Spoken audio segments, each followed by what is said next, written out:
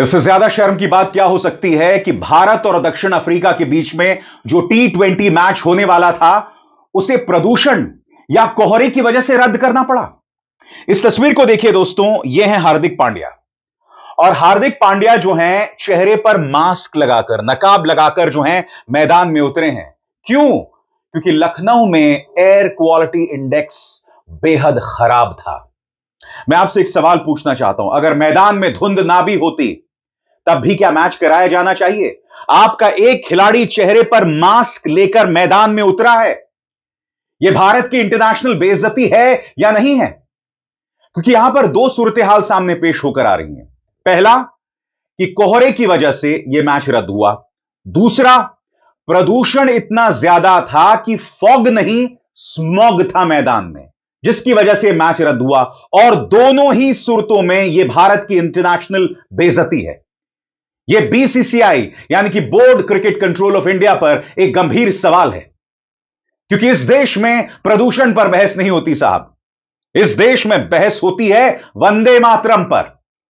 और अगर कोई प्रदूषण पर बहस की मांग करे या फिर यह कहे कि वंदे मातरम पर बहस की क्या जरूरत है, तो उससे यह कहा जाता है कि तुम देशद्रोही हो।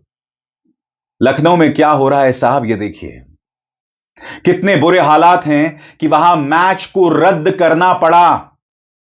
सरकार अब भी नहीं कह रही है कि प्रदूषण की वजह से ऐसा हो रहा है, मगर मैं आपको बतलाऊंगा दोस्तों, वहां मौजूद पत्रकारों ने यह कहा है, विपक्ष ये लगातार कह रहा है कि दिल्ली का प्रदूषण अब लखनऊ पहुंच गया है, जिसके चलते यह सब हुआ है। सबसे पहले मैं आपको बतलाना चाहता हूं कि पत्रकार निखिल नाज जो हैं वो क्या कह रहे हैं।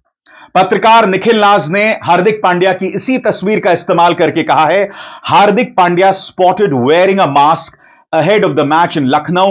The current AQI in Lucknow is 490. It's downright dangerous for people to be playing sports in such conditions. यहां पर निखिल नाज कह रहे हैं कि AQI लेवल लखनऊ के अंदर 490 है। हार्दिक पांड्या मैच से पहले मास्क पहने मैदान में उतरे। मैं फिर आपसे पूछना चाहता हूं, अगर मैदान में कोहरा ना भी होता तो क्या मैच खेला जाना चाहिए था? बताइए।